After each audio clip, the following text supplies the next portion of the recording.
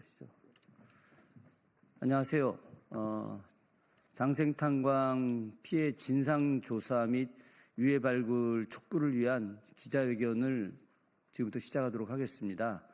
저는 오늘 사회를 맡은 더불어민주당 국회의원 김준혁입니다. 반갑습니다.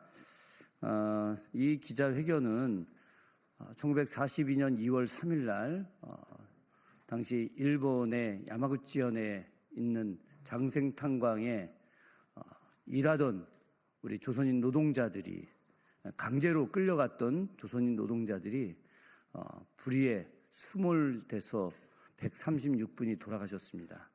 1942년에 돌아가셨으니까 벌써 80여 년이 흐른 시점인데 아직도 유해 발굴과 진상조사가 이루어지지 않고 있습니다. 저는 2024년 1월에 장생탄광 진상조사 또 우리 정부의 강력한 대응을 요구하는 국회 결의안을 제출을 했습니다. 이 국회 결의안을 제출했음에도 불구하고 아직까지도 이 결의안이 통과되고 있지 못하고 있습니다. 왜 통과되고 있지 못할까요? 친일 세력들의 후예들이 이 진상규명을 막고 있는 것이 아닌가 하는 그런 생각을 들게 만드는 상황입니다. 지금까지 대구 지역을 중심으로 하는 많은 민주 시민들께서 이 진상조사를 위해서 엄청난 노력을 하셨습니다. 얼마 전에도 또 장생탄광에 가서 이런 유해 발굴을 하고 오셨고 그 담당하셨던 이런 잠수사님도 여기에 와 계십니다. 관련돼서 이분들께서 말씀을 좀 해주시고 기자회견을 낭독하겠습니다. 현재 일본 정부는 또 이와 관련돼서 전향적 태도를 취하려고 하고 있는데 지금까지 파면된 윤석열 정부 그리고 윤석열 정부 내각 안에 있는 그 어떠한 사람들도 이와 관련된 진상조사에 응하지 않고 있습니다. 이것이 대한민국의 불행한 현실입니다. 오늘 참석해 주신 분들 소개해 드리도록 하겠습니다. 심상균님, 예, 오셨습니다. 예, 잠깐 인사해. 안홍태님, 예, 오셨습니다. 김지연님, 오셨습니다. 예, 문맹렬님, 오셨습니다. 네. 최창래님, 오셨습니다. 예, 조재민님, 오셨습니다. 김수은님, 오셨습니다. 우리 조덕호 대표님, 오셨습니다. 예, 이상식 국회의원님, 오셨습니다. 예. 혹시 제가 소개 안 한 분 계신가요? 다 했나요? 예, 그러면 순서를 간단하게 말씀드리겠습니다. 먼저 모두 발언으로 이상식 의원님께서 말씀을 좀 해주시고요. 원래 차규근 의원님도 같이 하기로 하셨는데 오시면은 인사를 시켜드리고 발언하도록 하겠습니다. 다음 조덕호 장생탄광 희생자 귀양 추진단 고문님께서 말씀해 주시고 장생탄광 한일 공동조사 참여하고 계시는 김수은 잠수사님께서 말씀해 주시겠습니다. 그리고 이후에 기자회견문을 낭독하도록 하겠습니다. 먼저 이상식 의원님 말씀해 주시기 바라겠습니다. 예, 안녕하십니까. 더불어민주당 국회의원 이상식입니다. 오늘 정부와 국회의 장생탄광 피해 진상조사를 위한 노력 촉구 기자회견에 참석해 주신 모든 분들께 진심으로 감사드립니다. 1942년 2월 3일 일본 야마구치현 우베시에 위치한 장생탄광에서 수압을 견디지 못한 갱도 천장이 무너지면서 183명의 노동자가 산채로 수몰되는 비극이 발생했습니다. 이 중 136명, 약 74%가 우리나라 국민이었으며 이 중 60%가 대구 경북 출신 동포들이었다고 합니다. 같은 대구 경북 출신으로서 희생자들의 명복을 빌며 유족들의 아픔을 위로합니다. 이후 여하를 막론하고 유족들의 아픔을 오랫동안 방치하였다는 점에서 정치인의 한 사람으로 죄송하게 생각합니다. 사고 발생 이후 80여 년이 지났지만 희생자들의 유해는 아직도 바닷속에 잠들어 있으며 진상규명과 유해 발굴 봉안 작업은 제대로 이루어지지 않고 있습니다. 일본 정부는 이러한 역사적 사실을 인정하지 않고 강제동원의 역사를 왜곡하거나 은폐하려는 시도를 계속하고 있습니다. 이러한 모든 것들이 윤석열 정권의 대일본 구려교육과 불온 참상이 아닌가 생각합니다. 이런 와중에서도 최근 한국과 일본의 잠수부들이 갱도로 들어갔다고 합니다. 만시지찬이지만 유족들에게는 한 줄기 희망의 빛이 비춰진 것입니다. 장생탄광 사건은 단순한 과거의 비극이 아닙니다. 인권과 생명의 존엄성, 역사적 진실과 정의에 관한 현재 진행형 과제입니다. 우리 정부는 일본 정부의 장생탄광 수몰 사고의 진상규명과 희생자 유해 발굴 및 봉환을 강력하게 요구해야 합니다. 국회는 이 문제에 대한 철저한 진상규명과 함께 피해자분들께 마땅한 예우와 보상이 이루어질 수 있도록 최선을 다할 것을 약속드립니다. 저도 행안위원으로서 할 수 있는 역할을 다하겠습니다. 오늘 이 자리가 장생탄광 희생자들의 넋을 위로하고 역사적 진실을 밝히는 소중한 계기가 되기를 바랍니다. 이 문제 해결을 위해서 국회의원의 한 사람으로서 최선의 노력을 다할 것을 다시 한번 약속드립니다. 감사합니다. 예, 다음은 우리 조덕호 고문님께서 말씀해 주시도록 하겠습니다. 안녕하십니까. 장생탄광 방문 제3차 단장을 맡았던 대구대학교 조덕호입니다. 방금 말씀하셨듯이 장생탄광은 우배시에 있는 해저탄광으로서 1942년 2월 3일 수몰사고로 조선인 136명과 일본인 47명 모두 183명이 매몰되어 아직도 바다에서 나오지 못하고 있습니다. 한일 시민의 공동 노력으로 강제로 막힌 갱구를 82년 만인 2024년 9월 25일에 갱도를 겨우 찾았습니다. 그리고 대구 경북을 중심으로 전국적으로 제1차 방문단이 2024년 7월 15일에 방문하였고 29명이 참가를 했습니다. 2차 방문단으로는 최봉태 단장을 중심으로 해서 2024년 10월 25일에 시작되었으며 30여 명이 참석을 하였습니다. 특히 최봉태 단장은 20년 전부터 꾸준히 일본 시민단체와 협력하여서 장생탄광이 오늘에 이르기까지 결정적인 역할을 하셨습니다.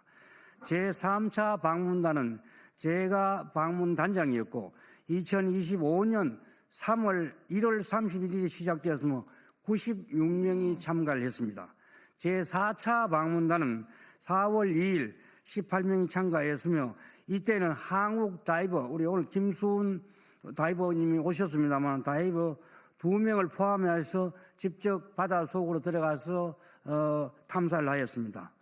최근에 우리나라 정부가 지금 여러 가지로 윤석열 정부가 제대로 하고 있지 않은 사이에 일본에서는 이시다 총리가 큰 관심을 보이고 있으며 크게 지원하겠다고 약속을 했습니다. 그리고 이제 우리 정부에게 강력히 요청을 드립니다. 우리 정부와 국회도 적극적인 참여를 통하여 83년 전에 묻힌 우리 조상들을 하루빨리 고향의 품으로 돌아오기를 간절히 바라면서 국민 모두가 관심을 가지기를 기대합니다. 감사합니다. 예, 다음으로 현장에서 직접 수중 탐색을 하셨던 김수은 잠수사님의 말씀을 듣도록 하겠습니다. 안녕하세요. 요번에 이제 희생자 유골 수습을 위해 참여한 김수은이라고 합니다. 그래서 우선 지금 갱도 내상 상황을 말씀드리면은요. 갱도는 사각형 형태로 되어 있고요. 그래서 위아래 좌우 벽면이 나무 판자로 지지되어 있고 그 다음에 중간중간 둥근 나무 기둥으로 갱도가 무너지지 않게 지지되어 있는 구조를 갖고 있는. 이제 문제는 뭐냐면 시야가 전혀 나오지 않는 상황이에요. 그래서 잘 나오면은 한 10cm, 약간 조금 이제 뭐 무너짐이 있거나 하는 장소는 이제 시야가 거의 나오지 않는 상태라 저희가 이제 수색이나 탐색을 할 때 이제 손으로 더듬고 이제 탐색을 진행을 하고 있고요. 현재로서는 지금 첫 번째 환기구와 두 번째 환기구 사이에까지 진입을 했는데 이제 거기가 이제 무너진 걸로 보입니다. 그래서 저희가 손으로 더듬어서 확인을 했었을 때는 더 이상 앞으로 진입은 되지는 않는데 이게 이제 저희가 육안으로 확인한 게 아니라 손으로 더듬어서 확인한 거다 보니까 절대적으로 이제 여기는 막혀서 진입이 되지 않는다라고 말씀을 드리는 거는 좀 어려울 것 같고요. 현재로서는 이제 메인 갱도로는 앞으로 이제 진입이 조금 어려울 거라고 생각이 되고 앞으로는 지금 그 환기구가 있는 옆에 사이드 터널이 환기구가 메인 터널이랑 연결이 되어 있거든요. 그래서 환기구가 있는 터널이랑 메인 터널을 연결하는 작은 사이드 터널들을 찾는 거에 중점을 둬서 환기구를 통해 갖고 메인 터널로 우회해서 진입을 할 수 있는 방향을 찾아보고 있습니다. 감사합니다. 예, 김수은 잠수사님께서 한국인 최초로다가 장생탄광에 수중 탐색을 하게 되셨고 새로운 대안까지 이렇게 마련해 주고 계십니다. 관련해서 정부가 빨리 이와 관련된 내용을 정리해야 되는데 행정안전부는 뭐 차관보가 와서 말로만 돕겠다 뭐 이렇게 이야기하고 실제 제가 확인을 했더니 아무런 예산을 단 1원도 세우지 않았더라고요. 말과 예산은 전혀 다르다라고 하는 걸 말씀드리고 싶습니다. 마지막으로 기자회견문 낭독이 있도록 하겠습니다.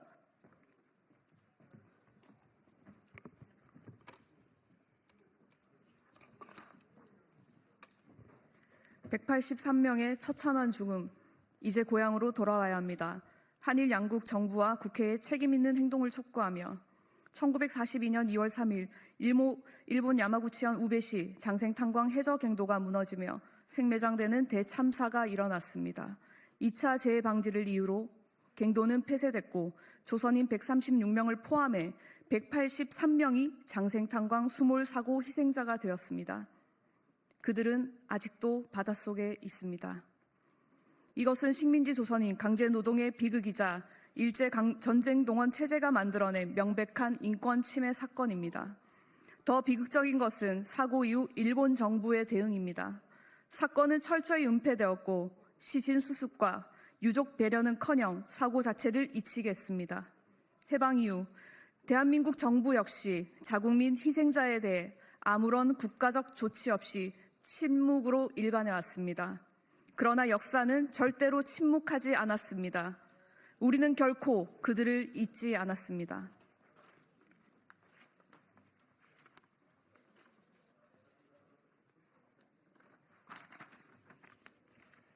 (2024년 9월 25일) 한국과 일본 시민의 힘으로 장생탄광 수몰 갱구를 발견했습니다.